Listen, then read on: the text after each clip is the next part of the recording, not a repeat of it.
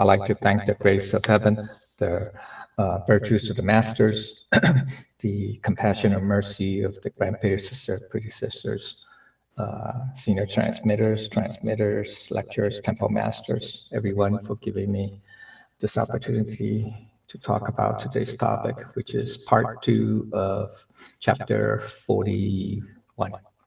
Okay, so chapter 41, right? It's called Hearing the Tao, or the Tao Qualities. Last week we did the first section, which talks about, Lao Tzu's talking about the 3, you can say, different levels of people, as well as 3 different levels of Tao cultivators. Okay, all right. Now we're gonna finish today. This is a long chapter, but we'll finish section 2. He's talking about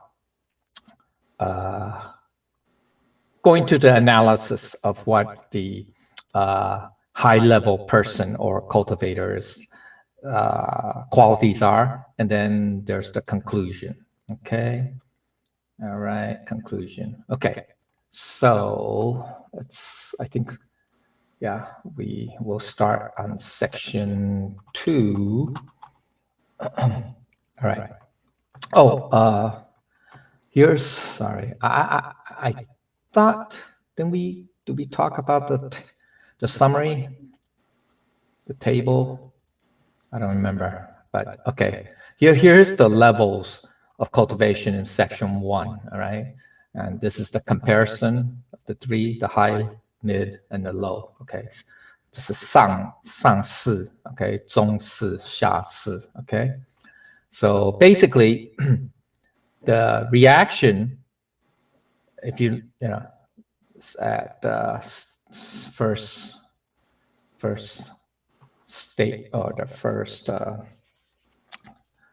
quality or description of the differences between the high level, mid level, low level, is that the reaction they typically would have when they hear of the Tao. Okay, well, for this line, it doesn't necessarily mean that they're a Tao cultivator yet. Okay, so the reaction is, for the high level person, you know, they react very positively, let's say, okay, or very interested. Whereas the mid-level would say, it's interesting, but, you know, I still have doubts. I need to learn more, or, you know, think about it. Then the low level is, you know, totally react negatively, or not necessarily negatively, but we think that it's preposterous, okay? Something that's, you know, either doesn't make sense, etc. Okay. Now, then, okay, so actually the next 3, okay, 2 to 4, are how they would go about responding upon hearing the Tao or encountering the Tao, right? So the high level person, and now between 2, 3, and 4 would be to people who not only to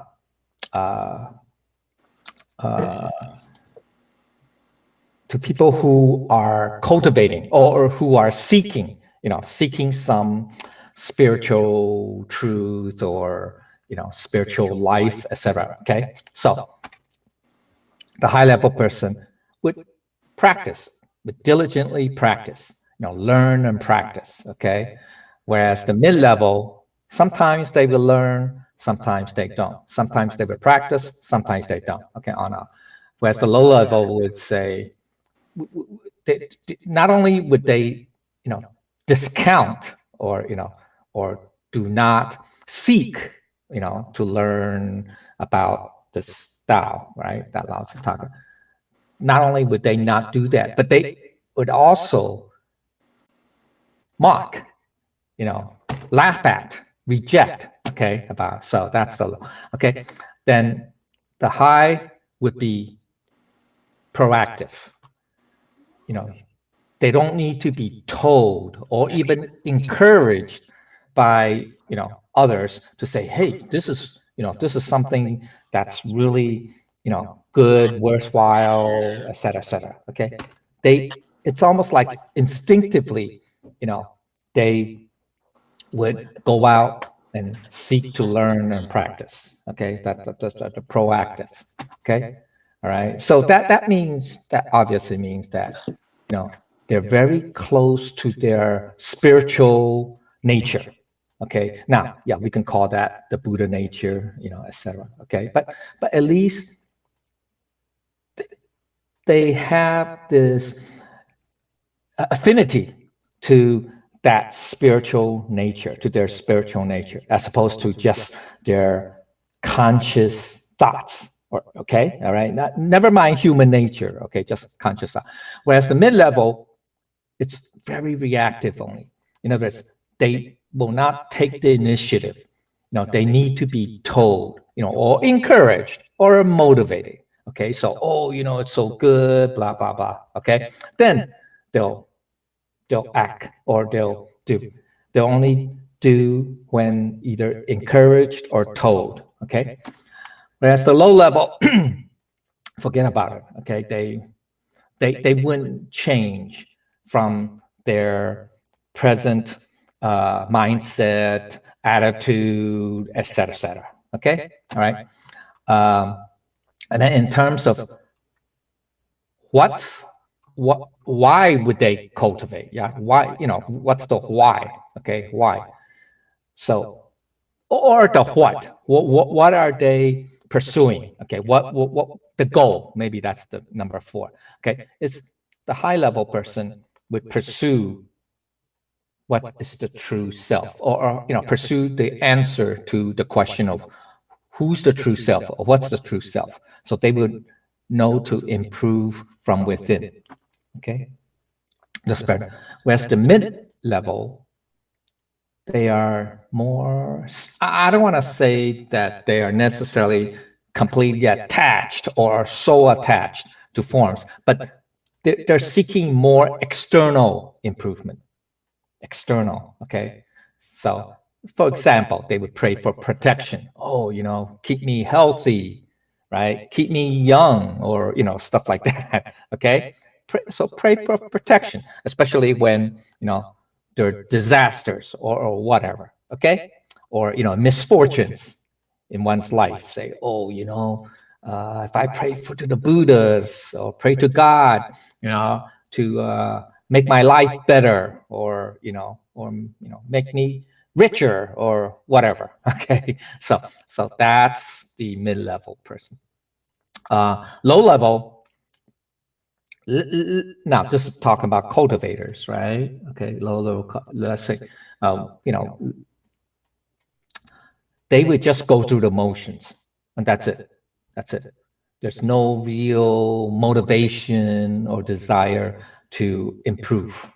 Okay, they're still stuck in their ways, but because of maybe peer pressure, family pressure, or whatever, that they feel that, oh, I still have to appear or conform to what my family is doing, or what my peers are doing. I'll just go through the motions, but that's it. Okay, so this becomes more like formalities, rituals, and that's it. Okay, to them, to the low level, the Tao. Okay, all right. And then the other one is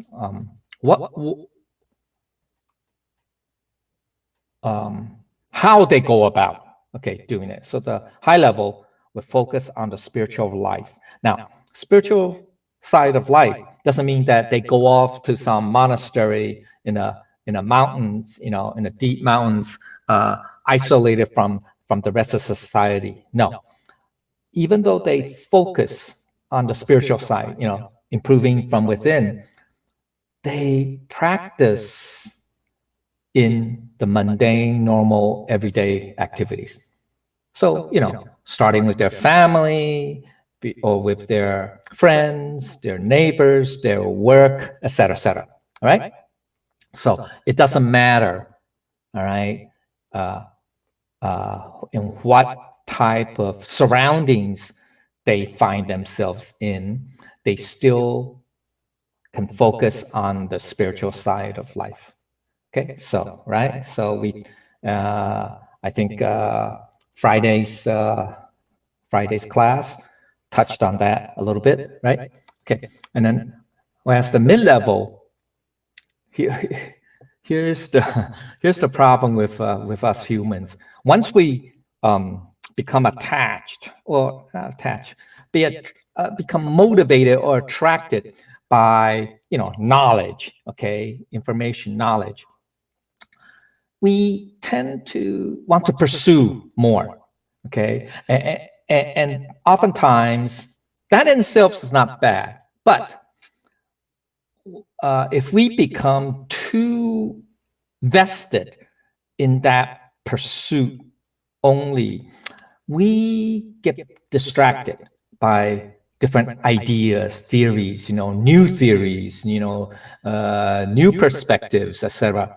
So it becomes, rather than going, focusing within, right, finding your true self, the Buddha nature, we become distracted by these different ideas, different theories, different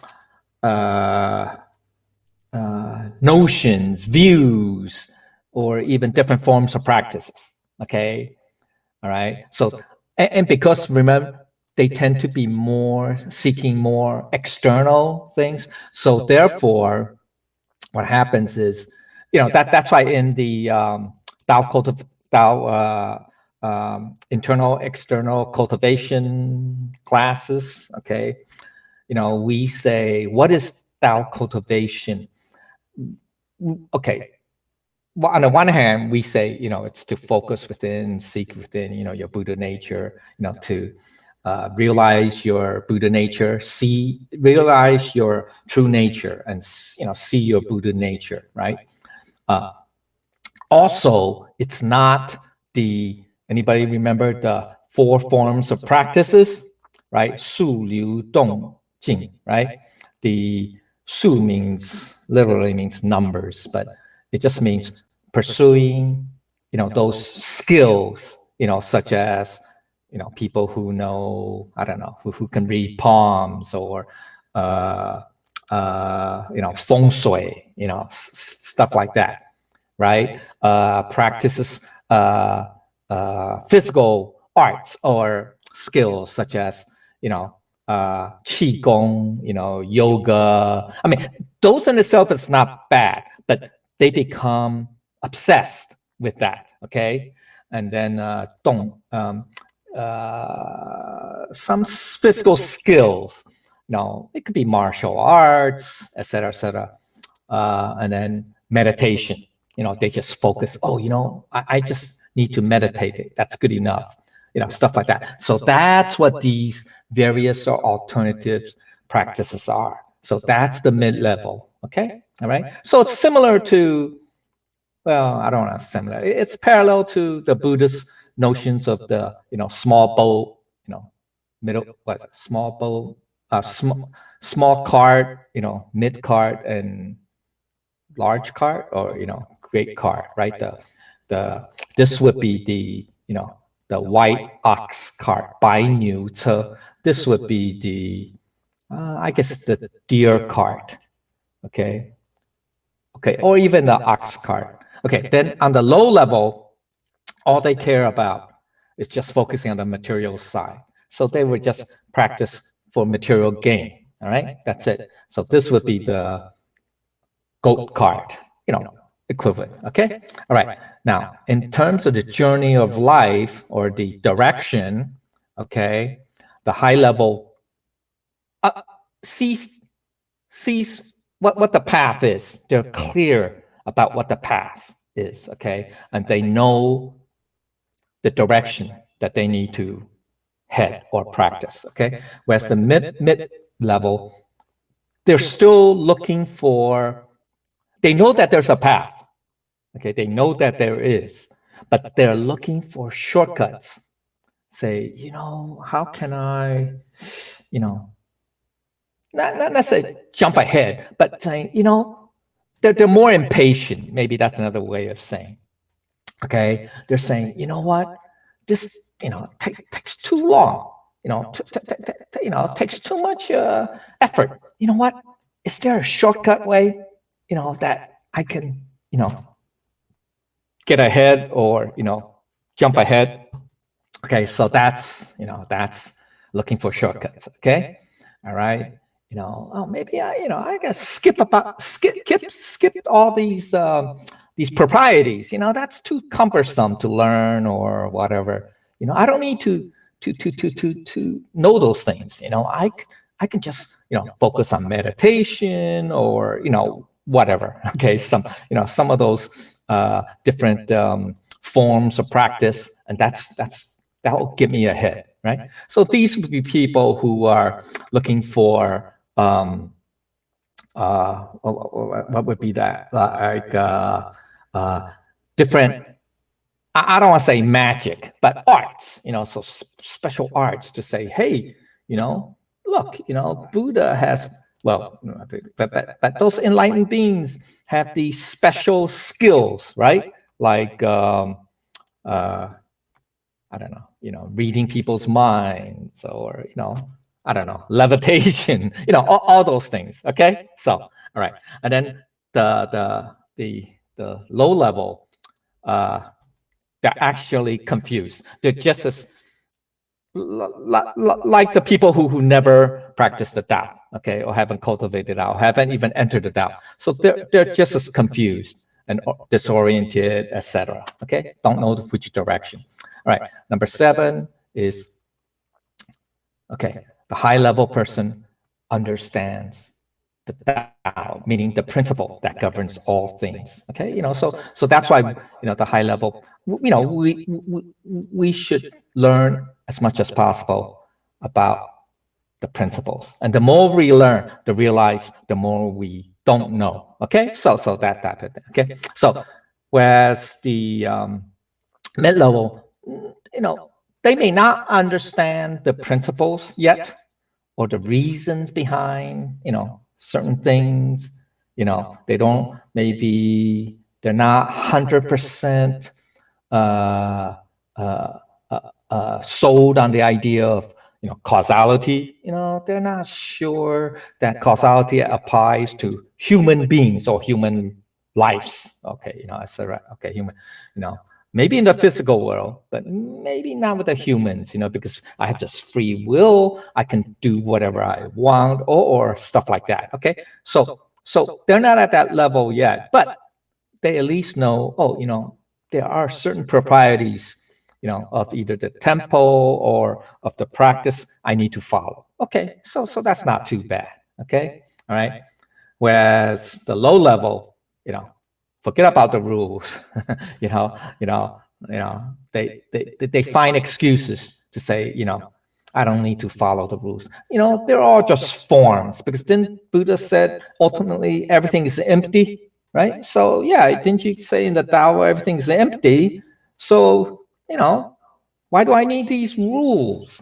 Because then that means we are being rigid, and we are attached to these rules. See, so they don't understand yet. Okay, so that's that. All right. Okay, so that's okay. So that's, I mean, there are many more, but these are just basic. All right, differences. So that kind of clarifies section 1. All right, let's go to section 2. We have a lot of ground to cover here, unfortunately. Okay. All right. Okay, here it is. All right. So therefore, a proverb has the following: the clear Tao appears unclear. So that's like an oxymoron, right? Okay. Okay. This is, usually translated as proverbs or idioms, or, well-known phrases of, ancient masters that are worth preserving. Okay. So basic meaning is, thus there are well-known phrases from ancient times, or another way of saying is the words of wisdom from ancient masters and sages preserved through the generations.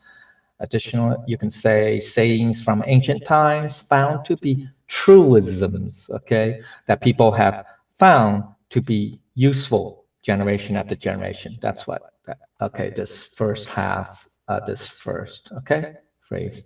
Further understanding is there are words of resolve. This is more specific, okay? Words of encouragement that inspire us to advance forward. Words that are maxims, you can say. All right, okay, so that's what Lao Tzu is saying. Second phrase is the clear Tao is the true Tao that brings clarity to life. It is the Tao that we should cultivate, but it appears unclear. Okay, so let's see. Was it chapter 39, right? We talk about the attaining oneness, right? When when when the sky, right, attains oneness, right, it has clarity, or the heaven. Okay, so obviously Lao Tzu is referring to nature, but it also applies to the individual. All right, so that means when our state of mind is clear, okay, it's pure clear. That's a when our state of mind displays or manifests clarity, something that's totally clear. It's like, everything is transparent.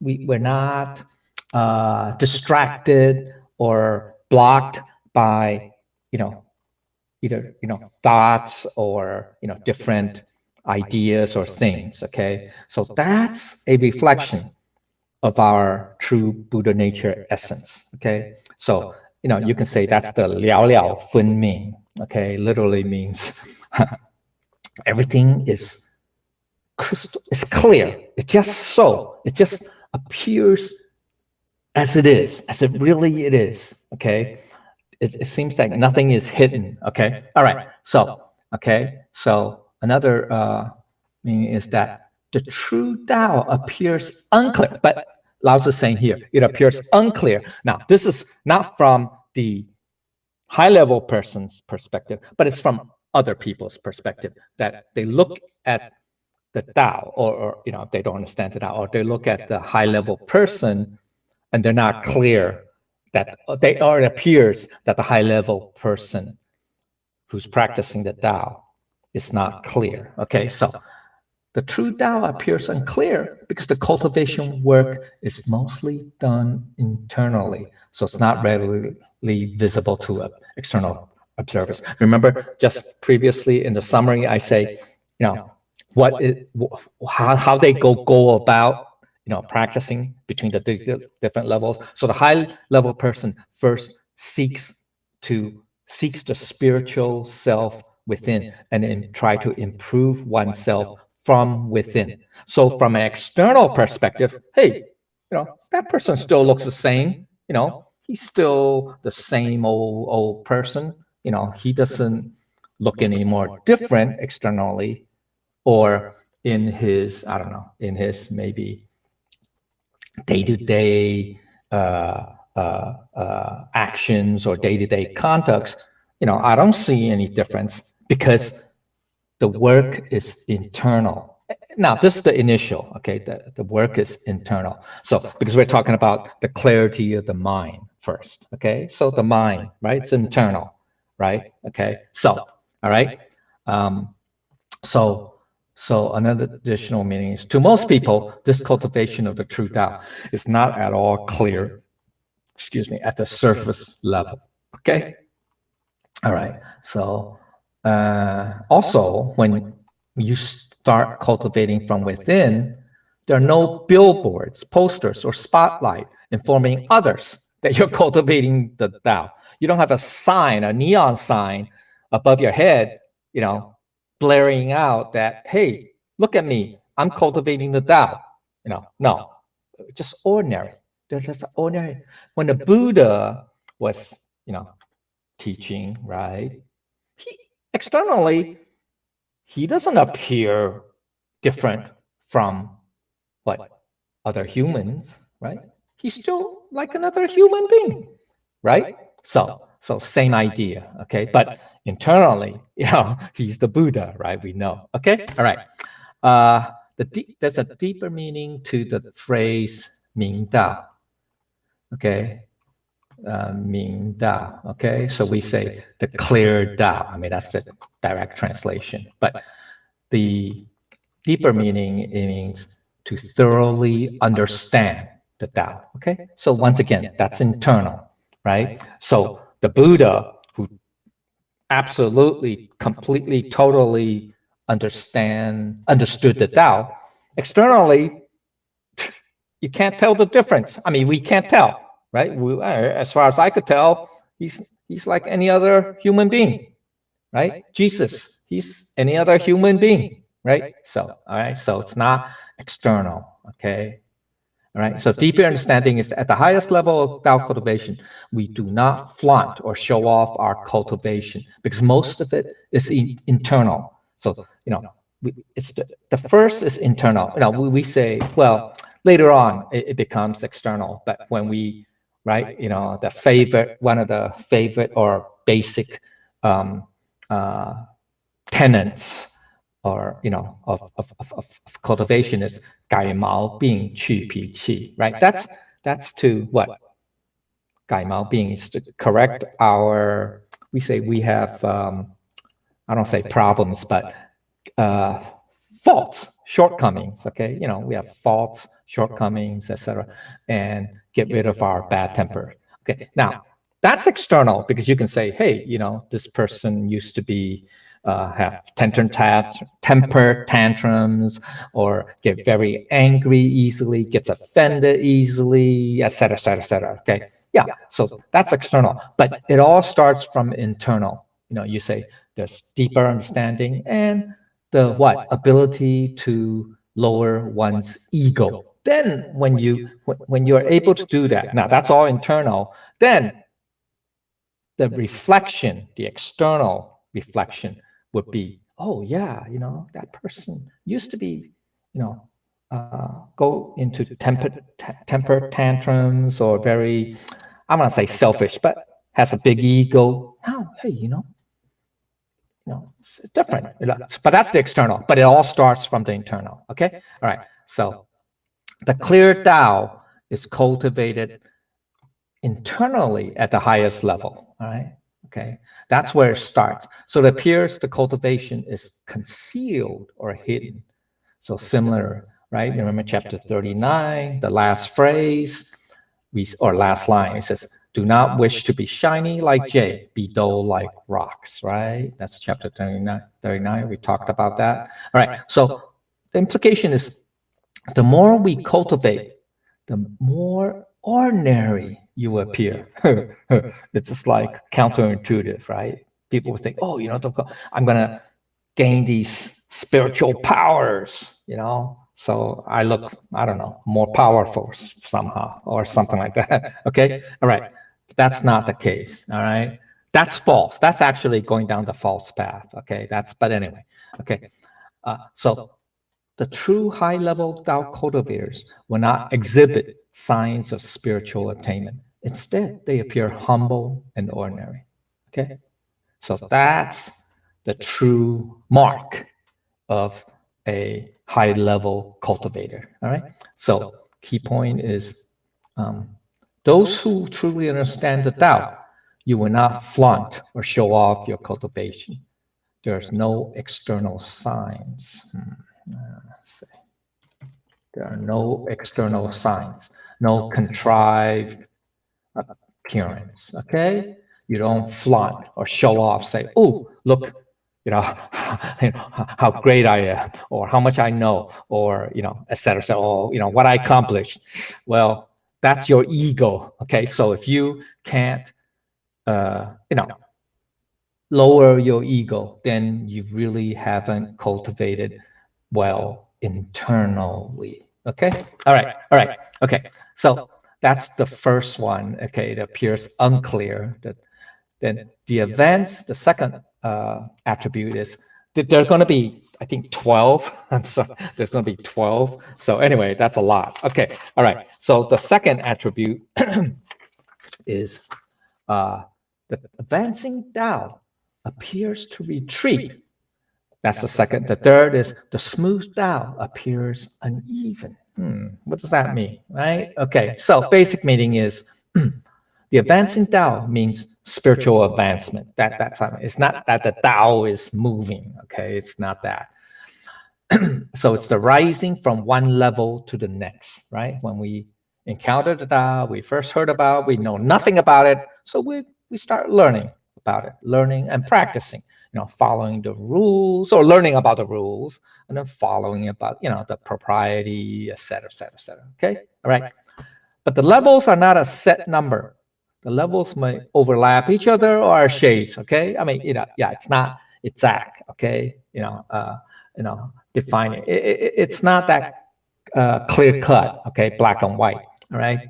It's just that they overlap, but there is definitely a progression from one level to the next. All right. Okay. So that's that. Okay. Now, why does it seem so? It seems that, hey, yeah, you are progressing as we go, learn more, practice more from one level to the next.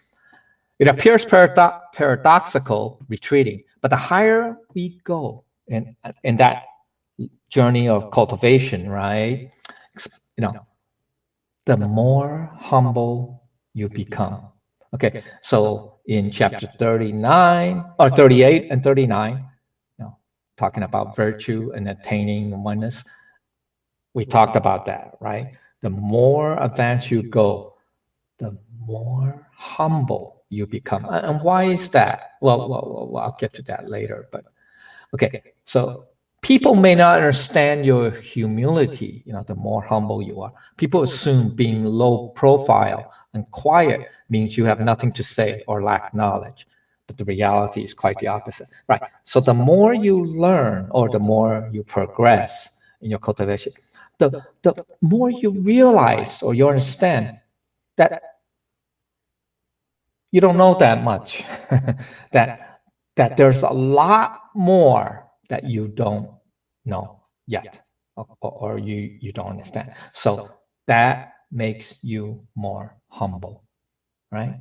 Right. Okay. And also part of that internal cultivation, right, in the initial stage, is to what? Lower your ego, right?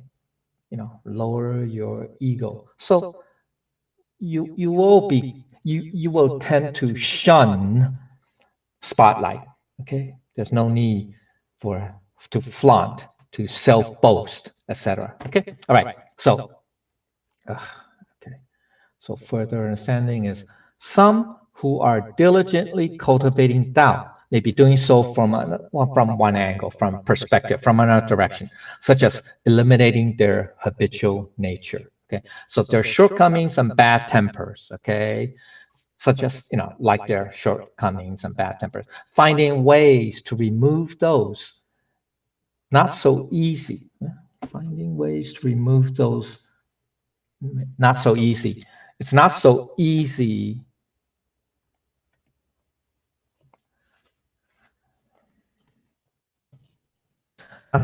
Not so easy to eradicate. Okay.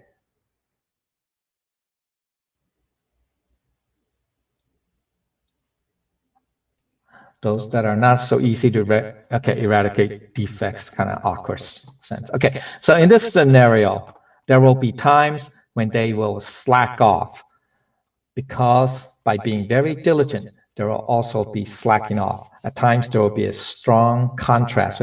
Okay, well, what this is saying is, yes, even the high level cultivators, because they are very vigorous, okay, in wanting to correct their shortcomings, their habitual nature, bad tempers. But here's the thing. Because we live in this dualistic world, there will be times, it's not 100% because we're not at that level yet, okay? Because this is just starting out. There's no guarantee that you can maintain that level or that intense level or diligent level of practice, okay, to especially in dealing with our habitual nature, especially, the quote unquote, the more negative aspects, okay, shortcomings, bad tempers, etc. So then there will be times that you may not be as vigorous, as diligent in, trying to correct those shortcomings or bad temper. Okay. So that's why, you don't want to use, not, I want to say use this approach, but not to just rely on saying, hey, I have to be very vigorous because, understanding human nature, it's not 100% that you can maintain that level. Okay. So that's why we'll get to the next couple. I think it's going to be, point number, let's see, 1, 2, 3, 4, 5, 6, 7. Okay, which is about the time aspect. Okay, so it's gradual. It has to, like, once again, there's no shortcuts. Okay, so that's why there will be at times that you seems that to others that the high level person may be retreating, even though they're progressing. Okay, so all right, okay, so that's the second, right? The Tao appears to retreat. Okay, now what's uneven? Okay, even though this word means category, in this context, it means that it's not the same, or it's not smooth. Okay, so the smooth Tao is a reference. Now in chapter 53, okay, it's going to be talking about that. Okay, which that the Tao is really a broad, smooth, and plain road. It's not that narrow, winding road. Okay, it's the opposite. Okay, all right. So okay, so another meaning is because the broad and plain avenue of Tao is easy to see, easy to traverse. Now, the reason now, Lao Tzu is speaking from obviously an enlightened view. Okay, so to him, and other enlightened beings, Zhuangzi, Mencius, Confucius, Jesus, Buddha, etc. The Tao is everywhere, right? Think about that, right? Just like, in chapter 39, right? Attaining oneness. Lao Tzu talks about the nature, right? The heaven, the sky, the earth, the valley, right? The spirit, spirituality, or the gods, etc., etc. The Tao is everywhere. So to them, the Tao is broad. It's simple. And I would say simple. It's plain. It's everywhere. It's in everyday things. The rocks, etc. Okay, the water. Okay, so that's why the Tao, to them, to the enlightened perspective, it's broad. It's plain. It's easy to see. I mean, for them, because it's in everyday things. Okay, the sky. Right? It's in, the valleys, the mountains, valleys, rivers, water, etc., rocks. Okay, so it's easy, all right, for them. For not the enlightened, they would think, oh, the Tao is something special. Yes, it is special in one respect, but not in terms of, yes, the true Tao, it's formless. That's true, formless, nameless, right? So it's special, it's unique, etc. But it's also reflected in everyday things, normal things. All right. So that's the key. You have to make that connection, right? That's what makes one enlightened. Okay. All right. All right. So okay, here. Okay, here it is. Yeah. Okay. So like once again in chapter 50. So the smooth Tao appears uneven, okay, because people are always looking for shortcuts. So it's called side paths in chapter 53, which, we'll talk about in 12 weeks time. Okay. So they want the secret that will let them achieve the most for little or no effort. They make detours, looking for shortcuts. Thus, the broad and smooth road appears uneven. Right? It could be winding or circuitous, right? In actual reality, there are no shortcuts or secrets in Tao cultivation, just normal, regular, everyday living and practice. Okay, so in actual reality, there's no substitute for putting in the work. Now, so this touched upon two parts, okay, two aspects. What in Buddhism we talk about the four normals, right? The four normals, right? All right, okay, so like 平常、平时、平凡、平淡, right? So the four normals, that's just things are regular. Everything is, the Tao is in all these regular, ordinary, common things, okay? All right, unadorned, natural things, okay? So it's in everyday living, okay? So it's not, you don't have to go to, some special, I don't know, sacred ground or, something like that to practice, right? Okay, so, all right. Plus, it takes time, okay? All right, it takes time. So, which we will get to. But anyway, all right. Okay, so further understanding of this phrase, second phrase is to maintain our conduct and practice the Tao to be the same as everything else of the Tao. Remember the mountains, the sky, the valleys, the waters, the rocks, okay? To have our conducts and practice identical to the Tao, okay? That's what the second means, okay? So to truly enter into the track or the orbit of Tao cultivation is to have neither beginning nor ending, to have no changes, which is the birthless and non-vanishing Buddha nature. Yeah. So the key is when you enter the, how can I say, the true, actually the most ideal level of Tao cultivation is not the duality. That's what I'm saying. Okay, so not to have these, beginning and not to have these extremes, right? So that's why in the previous phrase, right here. Is it right here? That remember we talk about the right here, the person that may be diligent, right? So because if you if you follow the path of duality, okay, so you just think in dualistic terms. I have to be really diligent. I can't slack off. Well, see, that's falling into duality. And so when you say that, then there will be times where you will slack off because you're going from one extreme to the next. All right. So the key to truly cultivate internally is to not to fall into that type of duality, okay, or that type of a condition. And the way to do that is to understand the Buddha nature essence, okay? So then everything will be just natural, just true, right? Chapter 39 at the appendix, I talk about the reflection, right, of Buddha nature, the qualities, the innate qualities of our Buddha nature essence.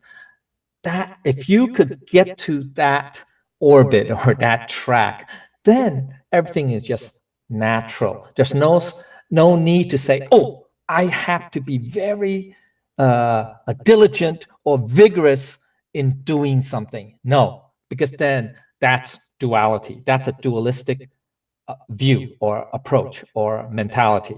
So don't think of it like that, right? Don't approach it like that, but rather saying, hey, how would the Buddha nature approach or deal with this? That would be the normal. I mean, that would be the highest level. Okay, so that's no. It's not easy. Okay, in theory, this is what this is. So in practice, it's going to take time. So after entering into the true Tao cultivation, one must maintain a normal mind. Okay, when I say normal mind, that clarity, remember that clarity and tranquil, right? the heaven and the earth, right? Chapter 39, right? The mind is clear, and at the same time, your heart, we say heart, right? Heart and mind is tranquil, peaceful, calm, quiescent, still. So that's 了了不动, okay? So those are the two pieces, 了了分明, 了了不动, okay? Those, they deal with your mind, obviously, okay? Okay, so one is that it's very clear, okay? Your state of mind is extremely clear. You don't have these distracting thoughts, delusional thoughts, okay, etc. Okay, so and then your heart or mind is tranquil, still, quiescent. So there's no rise and fall of emotions. The 8 winds, right? Emotional roller coaster, etc. No, everything, it becomes, well, everything, I don't say detached, but it's just peaceful, calm. That's what your Buddha nature essence is. All right, it's like that. That's the innate traits or quality attributes. Okay, so one must enter into the way of Tao of neither beginning and that's non-dualistic, okay, view, which is based on the Buddha nature essence. That's what everything has come. So which is to already fuse the Tao cultivation with the normal everyday living, right? There's no more separation, okay? And that's subject-object duality, okay? So no more separation, okay? It just, everything is one. Everything is, it's continuous. It's all connected. Yeah, you can say connected, yeah, okay? So that's what attaining oneness is, okay? So that's chapter 39, okay? So so in this case, when you are able to approach it that way, okay, when the Tao cultivation, even though it's internal, right, within first, but it's in everyday normal living. So it's all one. So that's where regular everyday living becomes Tao cultivation. All right. Okay. So in normal everyday living, it is already in the midst of Tao cultivation. So this is called to cultivate without cultivation, where without cultivation yet cultivating, or without cultivating yet cultivating. Maybe that's a better. Okay. All right. So just like when we talk about eating and sleeping in everyday life, right? That's normal, right? To them, that's, you don't think twice about it. You don't have to say, oh, I gotta eat now because I'm hungry. It's just natural, normal. Or oh, I'm tired, it's late at night, I have to go to sleep, right? So it's natural, normal. Okay, so that's the key, all right? So we're also cultivating Tao in everyday life. There are no shortcuts in Tao cultivation. It's regular, everyday living and practice, right? Now, Buddha attempted to find a shortcut. He said, hey, why do I have to eat? I'm going to try to get by. I don't need to eat, right? To cultivate, right? I can only survive on one sesame seed or something like that. Well, he found out the hard way. He nearly died, right? Of starvation, or he passed out. Okay, so that's an extreme. That's an extreme practice. That's not quote unquote normal, regular. When you're hungry, you just eat, but don't overdo it once again, because then that's the extreme too, right? So you can't. So this is called the middle path. That's what we say, because this is external, but all these is external.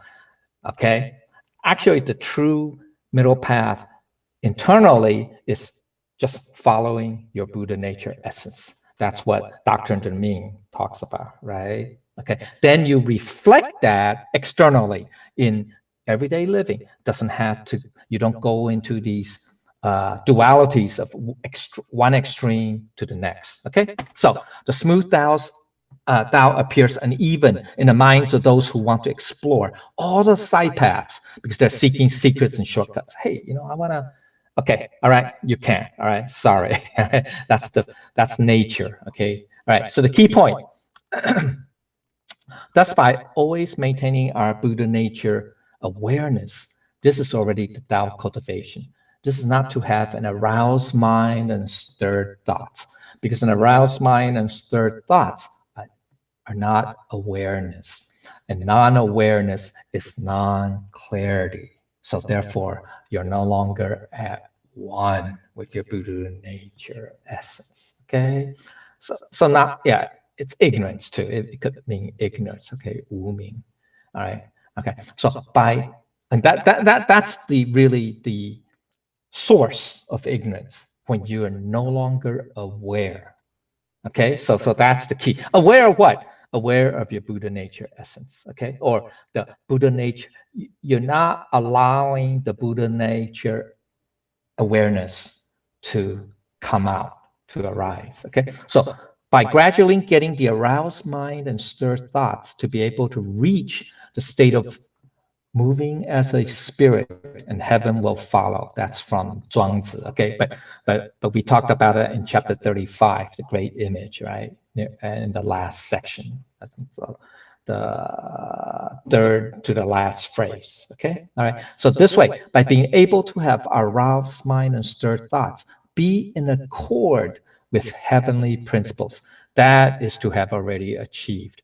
So one who always abides in awareness is a Buddha. Okay, so the key is you have to be on that orbit or track, be aligned, that's another way of saying, be in tune or be at one with our Buddha nature essence. And that way, it's everything is Buddha nature awareness. And if you could do that, then all our thoughts is aligned or in accord with our Buddha nature essence, which is in accord with heavenly principles, right? And then that would be what a Buddha or enlightened person is. Okay? All right. Two more. Okay, we're about midway.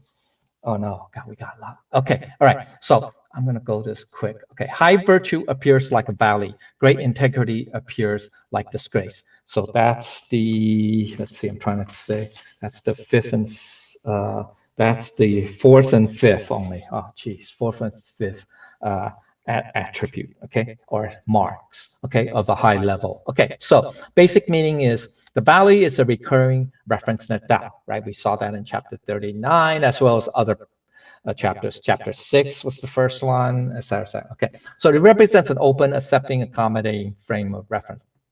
And that meaning is the high-level person is like a valley containing diverse, different opinions without losing its essence. Okay, so like a valley, they are nurturing, supporting everyone without attempting to interfere with anyone. So you're accommodating, magnanimous, etc., etc. Okay, okay. So further understanding is the first thing is to have high virtue, is to be accepting, open, generous, nurturing, and tolerant, which will get us closer to the truth. So it's easier to return to the original state, right? That's in phrase 10, chapter 15, okay? If you reminder. Okay, so that's what the high virtue appears, okay, right? We talk about that in chapter 38, what high virtue is, right? Okay, it's non-contrived, right? Et cetera, okay? It has, it's non-conditioned, right? Okay, so just like the valley. Okay, all right. So greater integrity appears like disgrace, right? That once again seems paradoxical. All right. So the basic meaning is high-level persons with great integrity acts in accordance to, okay, act in accordance to their obligations, even when doing so is not to their advantage. Okay, so then I mean another way to say is that to those who avoid their duty and dodge responsibilities, to remain honorable to such an extent would seem foolish, not advantageous, even disgraceful. So from others' perspective, they look at the high-level person who still what? Act according to their obligations, duties, etc., right? Even though it may, how can I say, be disadvantageous, or even not beneficial to them. So to the others, they say, hey, that person seems disgraceful, okay? But that's not the case, all right? So that's the external appearance, okay, view. So the high-level person will not be deterred by this apparent disadvantage, however, because there's never a question that they will fulfill their obligations, duties. Okay, that's what the in the Confucian teachings, he placed very high importance, attach high importance to those what we call 君子, right, the superior person, because the superior person would act even or would fulfill their duties, roles, responsibilities, even it may seem disadvantageous or not beneficial to them. All right. Okay. So a high-level person having integrity means being true to oneself, to one's family, to friends, and to associates. Okay. So deeper meaning is it's about keeping a firm sense of honor, integrity, and duty, and being responsible, which is gravitas. We talked about that in chapter 26, and chapter, I think, 40 also talked about a bit about that. Okay. All right. You have to have a firm sense of honor. You're very demanding of yourself. Okay. So these are the foundation elements for high virtue and high level practice. All right. So, okay. Okay. So higher understanding is high level persons are accepting, generous, and tolerant, like the valley, but also they take honor and integrity very seriously, the gravitas, to the point where they must discipline themselves to do what they believe is right based on their internal discipline and moral standards. So, yes, you are very accommodating, very magnanimous, very tolerating, very accepting, etc. That's the external, okay? Okay, how you treat others, right? How you interact with others. But internally, you have the highest internal discipline and moral standards. All right? Okay, so there is no free-flowing permissiveness. Anything goes attitude or mentality within yourself as far as high virtue, integrity, and sense of honor and duty is concerned. Right? So that's the gravitas. Okay. All right. All right. I think Friday's class, you talked a little bit about that too, right? Okay. So for some, this sense of honor, duty, and responsibility may seem restrictive and contrary to being open, permitting, free-flowing, and limitless. Okay. Okay. That's the problem. People say, hey, the Tao, I thought the Tao was supposed to be very open, very permitting, very, it's limitless. I would say it's casual. It's very, how can I say, liberating, right? It's 逍遥, leisure, very leisurely, all that. See, okay,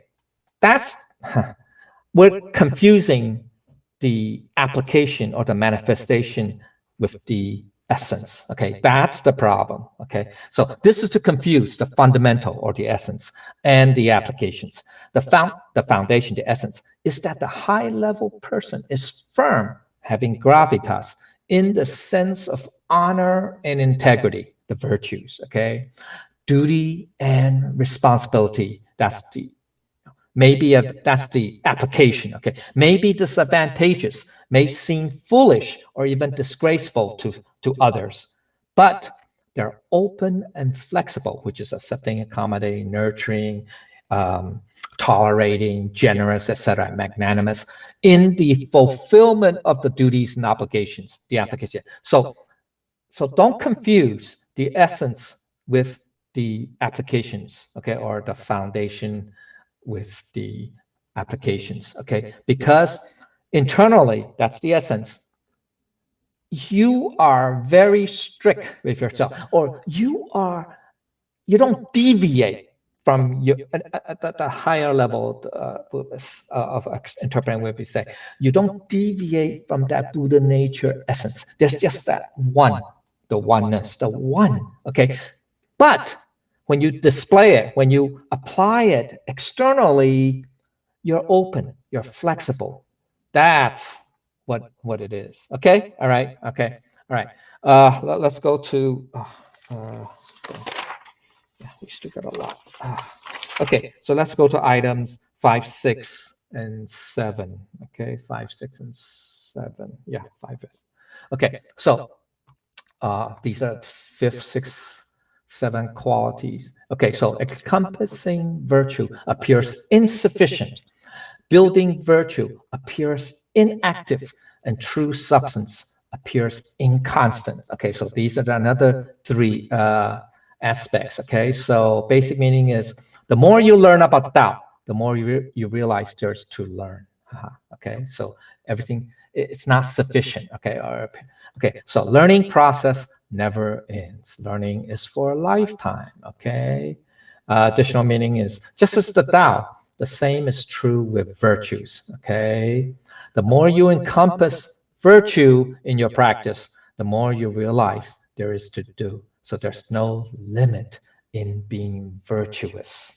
Okay, remember, virtue is, yes, there's an internal trait, but virtue is actually the display of your Buddha nature, essence, trait, or innate qualities. Okay, so there's an infinite amount of virtues. Yeah. So that's why you don't say, oh, I reached the limit of my virtues. No, that means you don't understand what virtues are. Okay, all right. So that's why encompassing that's the broad, the all the total highest virtue, or that would appear insufficient, because the highest level, okay, of virtues would be, because you never will exhaust or reach that limit. Okay, all right.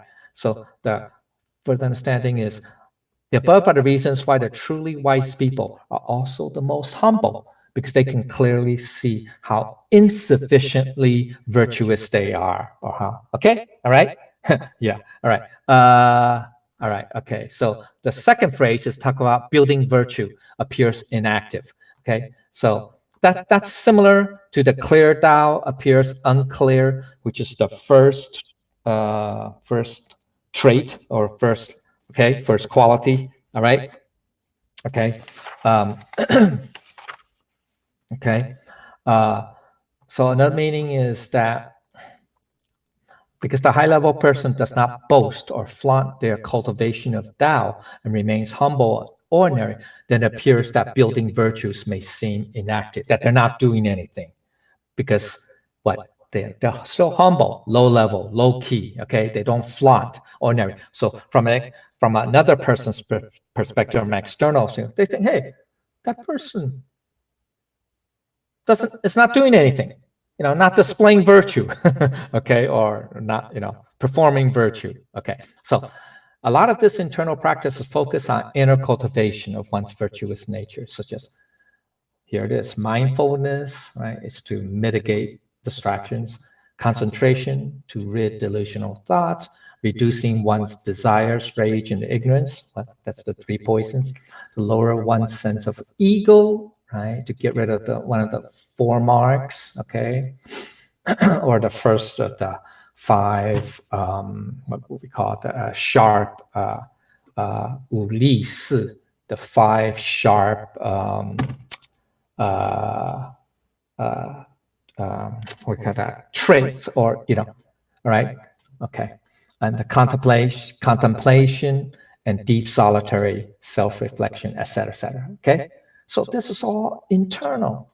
Okay, so that's why from an external point, we think, hey, this guy's not doing anything, inactive. Okay, so all right, so because the cultivation of one's true self first requires an internal practice.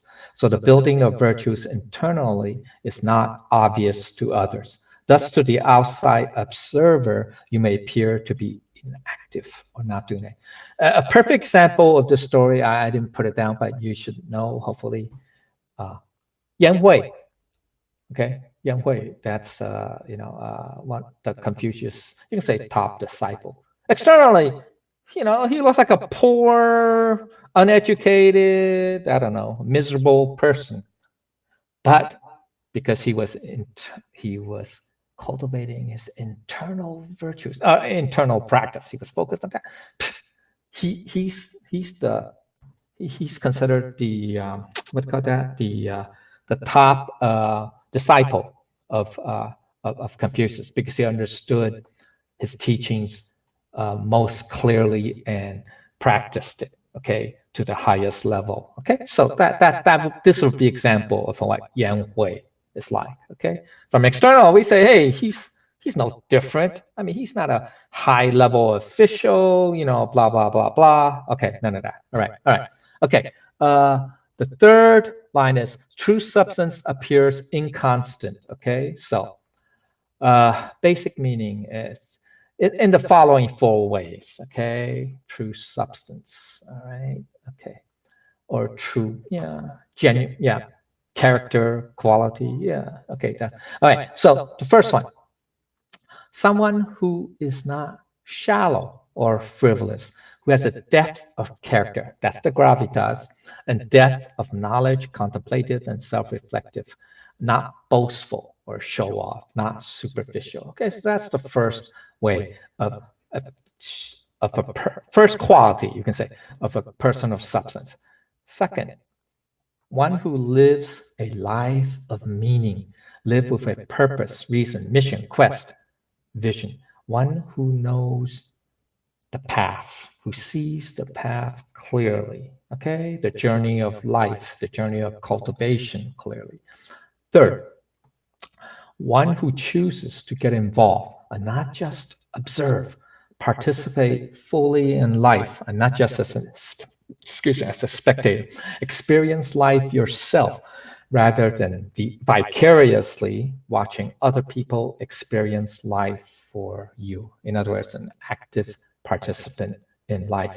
Or in other words, one who cultivates the Tao or practices the Tao, even though they start out internally, but they practice it in daily life, in amongst, if they're families, friends, co-workers, etc., okay, amongst society, okay, not in some mountain retreat like an arhat, okay. All right, so fourth quality is they wish to be part of the solution for the human condition. What is the human condition? Human suffering, problem of human suffering, and the yearning for spirituality, or you could say, answer to the human suffering.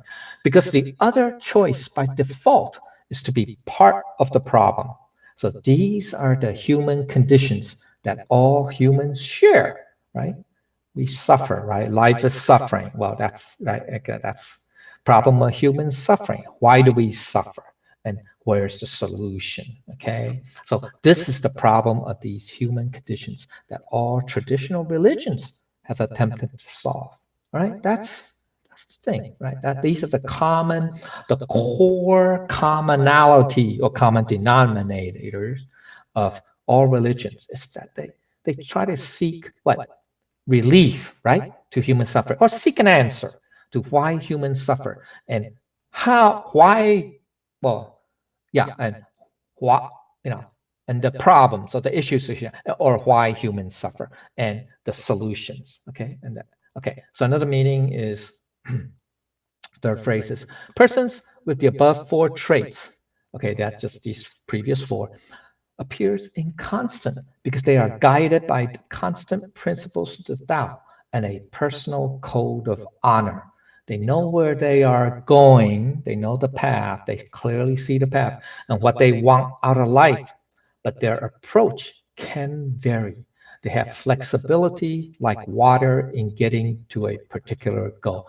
So just like the previous point we made about, remember the internal sense of duty, okay? And then in fulfilling the duties and obligation, they're open and flexible, right? They're free-flowing. You can say it's a limitless approach. They're not, they're not using the dualistic approach, okay, to either extremes, okay? No, right? Okay, so similar, right? It's parallel here, okay, about like water, right? In flexibility like water, okay, in getting to a particular goal, all right? Okay, so because they have a clear mission and vision in life, they already know where they're going and what needs to be done, as well as a clear goal in mind. They can vary their approach like the water that flows to the ocean. Okay, the goal is the ocean or the destination. Well, that's the goal. But there are different approaches to get there. Okay, so they can be flexible like water in choosing a path, in choosing which path to achieve their goal. All right. Okay, so that would appear inconstant, right? Remember, that's what this first phrase is. The third phrase, right? True substance appears inconstant. They appear to meander, but that's the approach, the application. All right, but the goal is the same. All right. Okay. All right, the destination is goal. It's the same. So here it is. Okay. So with a clear purpose and goal, they have flexibility in accomplishing the mission. They can change their approach whenever they encounter obstacles while keeping the destination or goal the same. Right. So the more you encompass virtue in your practice, the more you realize how insufficient your virtues are, okay? But building virtues first requires internal practice. So you appear inactive to others, Yang Hui example. With a clear mission and goal, you have the flexibility to change your approach when you encounter obstacles while keeping the same destination, which may appear to be arbitrary changes or inconstant to others, okay? Because they say, hey, you change your path or your methodology, et cetera, okay? But those are just applications. The goal is the same, all right? Okay, all right. So, okay. A person of true substance is one whose innate nature is very upright, whose character is the same as the true principle of heaven and earth. On the flip side, if you're inflexible, dogmatic, or stubborn in your approach, stuck in your ways, not leading in the right direction, but still will not change your approach. So this dogmatic nature and stubbornness will often be mistaken for strength, toughness, principled, a bedrock, consistency, steadiness, even though it's leading in the wrong direction. So you still won't change course. For example, people who double, triple down on their ways and still unwilling to change their mind. So we got to be careful, all right, that we should not mistake, okay? Oh, yeah, well, we should not be rigid in our methods or in our ways of seeing things or resolving issues. Okay, we definitely cannot be dogmatic, stubborn, inflexible.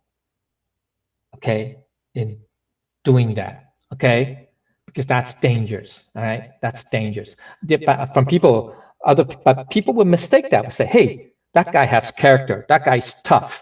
That guy's principled. That guy is unyielding, or whatever." Or say that we have to be careful. Okay, that's dangerous, and that's where a lot of tragedies throughout human history happen because of that. Okay, all right. So we have to be very careful, right? So be like water. Okay, water is it's the most flexible, right? Okay, all right, okay, all right. So implication is now that's the external side. The internal is you are definitely firm at one with your Buddha nature, nothing else. Okay, that's it. All right, okay, because otherwise anything else besides Buddha nature essence is dualistic, and then you fall into that trap. Okay, then that's no different than just unenlightened humans.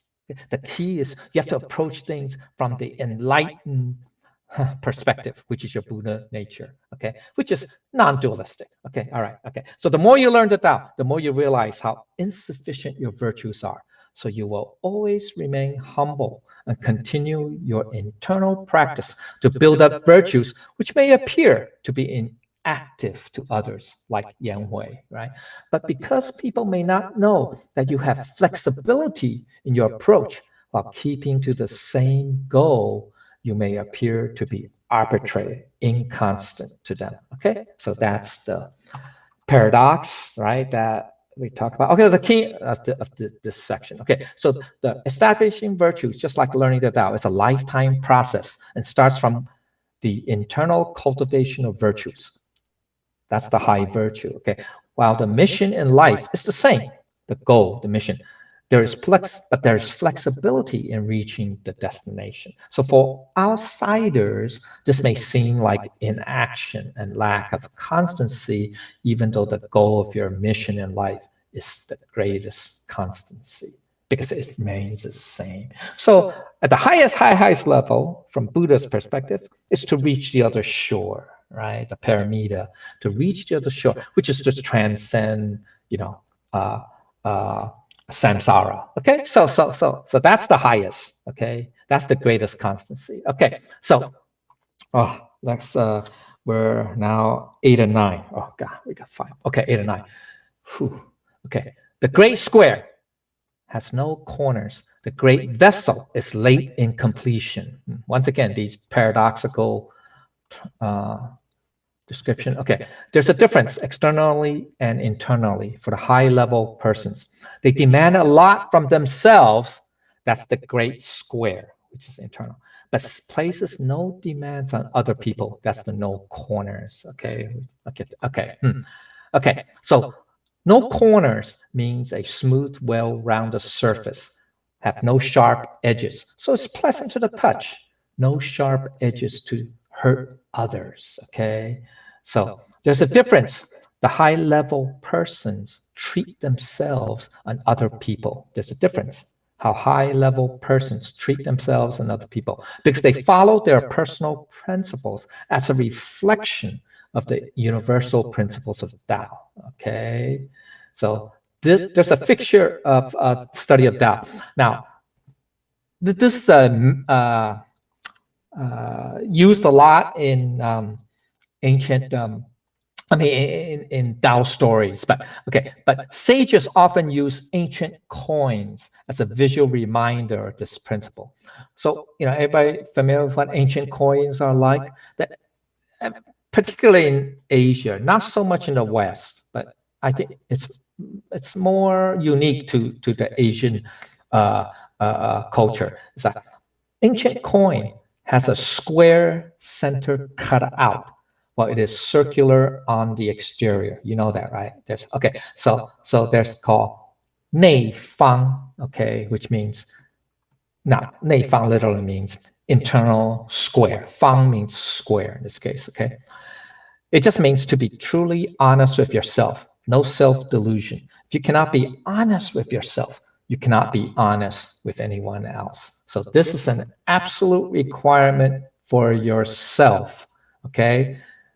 To live up to your own ideals. No excuses. Decide what your ideals are and stick to them no matter what. This is related to having great integrity, having the stoic, unshakable code of honor. That's the previous, right? Number 5, previous phrase we talked about. Okay, having great integrity. Okay, now the 外圆 literally means external circle. It means being diplomatic, tactful, and considerate with others, being polite and thoughtful, being very gentle, having the soft touch, all coming from a place of compassion. So internally, you're very strict with yourself because you have the highest standard, the highest moral standards, okay? You are in conformance with the Tao principle, Tao essence. But externally, you're not rigid, you're not inflexible, okay? You're not an ideologue, okay? All right? Rather, you're very tactful, considerate, generous, polite, thoughtful, etc., compassionate, okay? Having the soft touch, okay? All right. Second phrase, okay. It's an idiom, okay? The great vessels take years to produce. Also means great talent nurtured slowly, or similar to in the West, we say Rome wasn't built in a day, or late boom. It just means it takes time. All right, that's the point what I'm saying.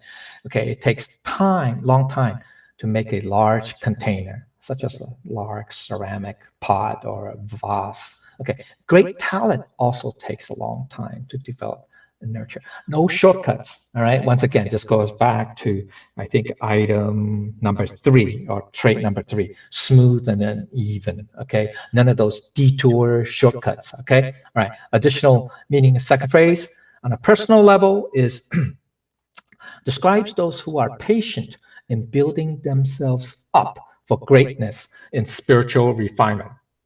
They know the process cannot be rushed. So you have to have patience. Okay, that's what. Uh, Wait, the is it the well, patience, tolerance. Okay, you just have to have those qualities. Okay, so this kind of like a little bit overlaps with the, let's see, I think it's the third paramita, which means that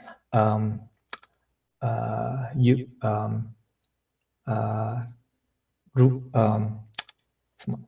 what's the Chinese? I'm trying to think. It just means you have the tolerance, okay, the ability to endure, okay, right, endure, okay. You have to have patience, okay, all right.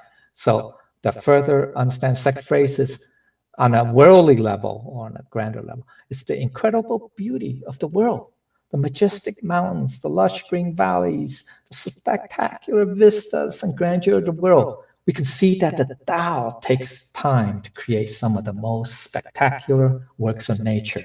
So, like I said, the majestic Himalayas, it was not created in one day, right? It took perhaps millions of years, right? The Grand Canyon, it's what? It's like a mile deep, okay, into the earth. That took millions of years to happen, okay, et cetera, et cetera. All right. So, okay, so those are example. Okay. All right. Deeper understanding is the concept of being very exacting with yourself is the authentic Tao. It comes from the great Tao tradition for thousands of years. So the high level person who has attained greatness will take a long time to develop and mature. So let go of impatience and take the time necessary to work towards it. So no shortcuts. All right. So just like in getting rid of our shortcomings, bad temper, etc., whatever, or faults or bad habitual nature, it takes time. That's the gradual. Okay, it takes time. It's even for Buddha, it took a time. It took at least his first 25 years or at least 6 years of hardcore cultivation, but it still takes time. Okay, the point, it takes time, right?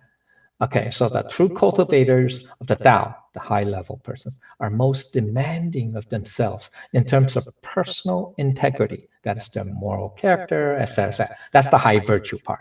Yet they are also considerate and tolerant of others. So the greatest treasure, talent, is able to transform or vary all sentient beings, but it will take a long time to achieve. You can't do it overnight.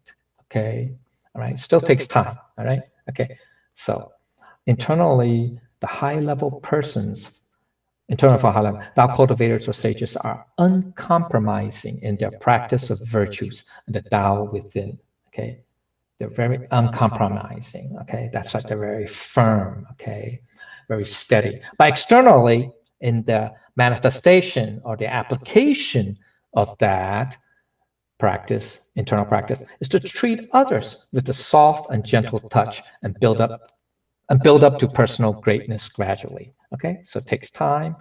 So high-level persons demand the highest integrity of themselves, but treat others with benevolence, compassion, consideration, and tact. So the greatest treasure or talent is able to transform, that is to vary all sentient beings, but it will take a long time to achieve. Okay, it's not done overnight. Okay, all right. Well, here's the the 10th and the last two attributes. I'm 90 minutes already. Okay, so the great music is imperceptible in sound. The great image is formless. All right. Okay, so basic meaning is music is the greatest wisdom of the Tao is spoken in whispers that cannot be heard, but can resonate within you. So that's why the highest level, okay, is of the Tao. When we say the music, which is the highest, is that it's not heard, it's silent. Yeah, it's kind of like, oh, it's kind of contradiction, right? Or paradox. So that's why Buddha in the flower sermon, he didn't say a word, right? He didn't say a single phrase or word. That's the highest, okay, the highest. So that's, okay, anyway, all right. Okay, so similar to the void of the Tao, seems to be emptiness, but it is actually not empty. It's emptiness that is full of limitless possibilities and infinite potentialities, waiting to be manifested in reality, waiting for their opportunity to appear. Okay, so just like that, all right, that's why it says the greatest music is imperceptible sound, the great image is formless. Okay, all right. Other meaning is the silence of the Tao is full of wisdom that is waiting to resonate with you, to be understood and felt by you. Okay, all right. Okay, now I got this from a website, but according to Sting, anybody heard of Sting? I think he's he's a musician, right? Pretty great musician. So he said, silence can be regarded as the mystery at the heart of music. The pauses between notes are what we should pay attention to. Perhaps the notes in music merely provide a frame for the silence. For example, the frame of a painting is not the painting, right? It's just a frame. But the frame provides this enclosure to draw your attention to the painting itself. Likewise, the notes in music provides a framing device to draw you to the pause, to the silence.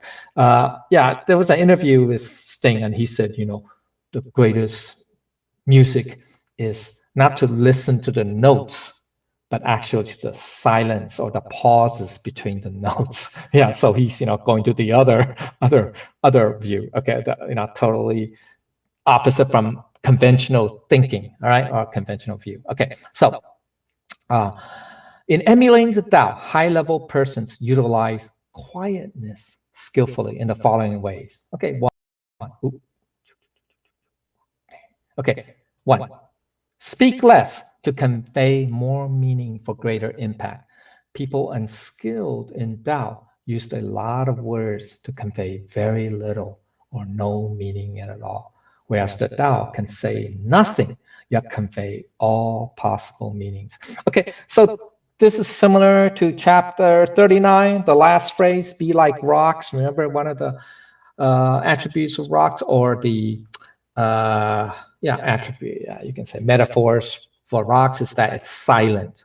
So be like rock, more like rocks is, don't say less, do more. Okay, that's basically, all right. Okay, so listen between the words spoken by others to get at the true essence. Listen with the heart and mind to get at your 心在. Okay, that's from reference to Zhuangzi. Okay, all right. We talked about that, I think, I forgot what chapter, but okay, previous chapter. Okay, all right. Third way is in meditation, use silence as a tool to quiet the mind. When I say in meditation, doesn't mean that it just means when we have quiet moments, when we self-reflect. That's what I mean by meditation. Diana, okay?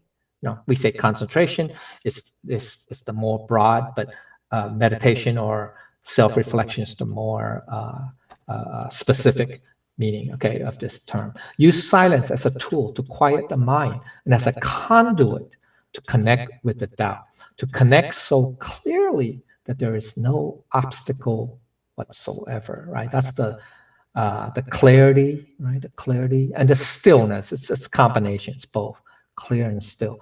No noise, no static. That's the clearness, right? In that channel of communication between yourself and Tao. It's the connection, okay? So when we practice letting go of our karmic affinities, do not let a single thought arise. That's what it is, okay? All right? All right? So that helps us, right, to clear and still our hearts and minds. Okay? So number 4 is, in daily life, use silent actions to set an example for others rather than to lecture them, right? Set an example with deeds, not lectures. You let your actions do the talking for you, okay? So there's no need to lecture. I mean, that's the highest level, of course, okay? Okay, sometimes, depending on the level of the person, you may have to use some words of guidance or encouragement, etc., etc. Okay, but ideally, the whole point is, actions speak louder than words. Okay, all right. Yeah, there's a deep inner meaning of Xi. We talked about that in chapter 14, phrase 2, Tao axiom. Okay, it means letting go of noise and quiet. That's the personal level. Okay. All right. Okay. Personal. Okay. The great image. Okay. The image of the great Tao, the human conception or understanding that we hold in our thoughts. It is not the Tao itself. The image, graves, it's not the Tao, but a reflection or representation or approximation thereof. The great Tao, which is formless and shapeless. The great Tao is one of the 4 grades. That's from section 3, chapter 25. Or on a specific level, it means our eternal great eternal Buddha nature essence. Okay, so that's what the great image is, formless. Okay, okay. Basic meaning is second phrase is the great image has no form because it is purely conceptual. The Tao is not a human-like deity, so the great image has no face. Okay, in the beginning levels of learning, okay, humans need and gravitate to forms. Yeah, that's natural. Okay, that's how humans are. Okay, because it is helpful to see, identify, and connect with someone. Yeah, so if we can see, Buddha, yeah, he's like a human. Jesus, he's like a human. So yeah, we can connect, right? All right. So human-like depictions of deities in many ancient religions, right? So in many ancient religions, all the deities are depict as human form, human-like, right? Okay. So another understanding is, okay, all right, is that, but then that's the basic level. So we need to feel connected to a human-like form, right? Okay. But then the next level up is to replace the human-like form with symbols, icons, such as the cross, yin and yang symbol, etc. The higher level up.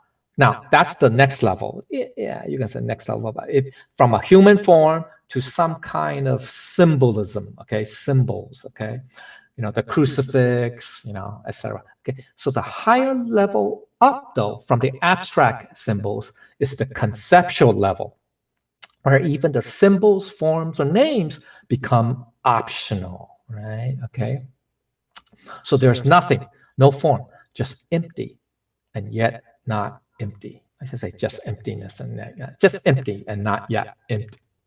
It's full of ideas and concepts, though. That's why it's not yet not empty. Full of limitless possibilities and infinite potentialities without any need to be given any form. We can still connect and relate it from mind to mind, station to mind. So that's what the Tao is. That's why the Tao is formless, right? The Tao that could be called the Tao is not the true Tao, etc., right? The name that could be named is not the true name. Okay, same idea from chapter 1. Okay. Deeper understanding is perhaps silence is the most perfect form of music of all, because the greatest sound has no sound. The great image is formless and shapeless, and it is everywhere. the greatest image as normal. So the silence is the most perfect of music because why? It can be any form of music you want. Okay. All right. So, okay. Higher understanding is what we could not hear is the essence of the Tao. Okay. What has no sound is the greatest sound. So the great Tao, which is formless and shapeless, is the greatest image, for it is boundless, infinitely vast, and infinitesimally minute.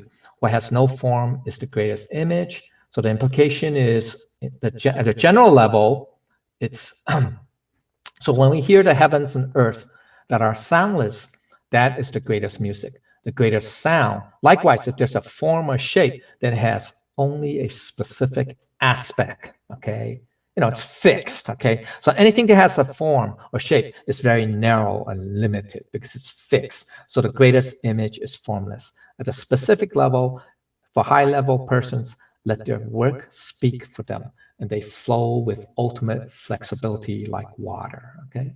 So the key point is what we cannot hear is the essence of our Buddha nature. When our minds are completely calm and still, what is left is the deafening sound of silence. That is the true stillness. The greatest form is the true form of the formless. That is the greatest image, okay? All right, then the last two, okay, so here's the conclusion is the Tao is hidden and nameless, okay? So the Tao is everywhere, but we cannot see it anywhere. That's the same concept from chapter 1, right? So the Tao is invisible as if hidden. So if the Tao was so easy and obvious, everyone would already know it, and we would not have the 3 levels, okay? So now, Lao Tzu here is talking it from the ordinary person's perspective. Even though at the enlightened level, the Tao is easy, it's visible, it's everywhere, it's reflected throughout nature, right? So that's the enlightened level. So that's the attaining oneness chapter 39. That's the enlightened level perspective. But now he's talking about the Tao is hidden and nameless. Now, in one sense, in an absolute sense, it's true, okay? Because it has no form, so that's why it's hidden. It really has no name, right? It doesn't have a title, a name, etc. Okay, so it's nameless. But now he's talking it from the conventional or nine-line view. Yeah, it's that. Oops, sorry. That it's not that obvious to most people. So therefore, okay. So he's talking it from the unenlightened perspective. All right. Okay. Right. So some of the teachings may seem counterintuitive at first and seems very abstract. It's called the Tao, but not really, because it actually does not have a name. The Tao is just a convenient label. Okay, so that's why he says it's nameless and it's hidden. Okay, so this line is consistent with the previous 2 phrases. The Tao is soundless and formless, and now it is invisible and also nameless. Okay, so it is soundless, formless, invisible, and nameless. Okay, so the general level, the Tao is concealed because it's nameless. Right? It really has no name, no label. At a personal level, it just for high-level practitioners or high-level cultivated persons, there's no they have no particular, they feel no need to be seen, right? To be in the spotlight, the limelight. Okay, they just do their thing in their daily lives. There's no need to call attention to themselves. Okay, at the general level, okay, the Tao is not, its named is not the true name. The Tao that is named is not the true name. All right. At a personal level, what it's saying is that high-level persons do not seek name recognition. They do not seek fame. Okay, status. Okay. So the implication is the nameless is the true Tao. The nameless is the Tao essence. So high-level persons do not need to be seen nor desire recognition. So the high-level persons reflect the true nature of the Tao. All right? Okay? All right. So the key point is the Tao is hidden because it is nameless, but it is the name of the nameless, which is the Tao that cannot be called the Tao. So it's like paradox. Okay, but all right. Okay, here's the last phrase that we're finally, almost 2 hours. Okay, basic meaning. Despite the fact that the Tao cannot be seen, heard, or touched, despite the fact that the Tao is not even its real name, since it doesn't have one, for it is only the Tao, that's what Fu Wei Tao, which is a certain way about the universe. There's a pattern, certain way. There are certain patterns that about existence that we can observe, right? Remember chapter 40? Okay. It is only through this universal way manifested in all the patterns that we see reflected everywhere, that it is the ultimate source. It gives rise to everything, provides in everything, and completes everything. So that full circle, remember that Tao is very circular-like, cyclical. That's chapter 40, all right? Previous chapter, okay. So the meaning is things tend to work out when we move according to the natural flow. That's with accordance to Tao. They tend to fall apart when we resort to human contrivance, when we try to force our will on it. That's we're going against the flow of the Tao, the flow of nature, you can call it, all right? So additional meaning is, now you can choose another label for Tao. Yeah, we can say it. God, we could use God, Lao Mu. Yeah, we can use that. That's fine. That's fine. Okay, because God is also a label. All right, the term God is also a label. Okay, but what if the infinite power of the Tao is connected to its nature of being unseen, unheard, unnamed, and unknown to most people? Okay, all right. So, thus, in encountering, that is, hearing the Tao, a high-level person would naturally want to walk the path, and in the process, become more Tao-like, or ultimately enlightenment. Okay, all right. Okay. Our understanding is just as the Tao excels in giving and completing, high-level persons give to everyone and always finish what they start. So that's why if you're a high-level cultivator, you finish what you start, which is what? You reach the other shore. You reach your destination. Okay. All right. Okay. So this is referring the infinite power that's connected to nature being. It's our Buddha nature essence. Okay. And unfortunately, most people, right, don't recognize that, right? Don't acknowledge that. Okay. All right. So the implication is it is only the Tao that will work for us, that is unsurpassed in giving and accomplishing everything.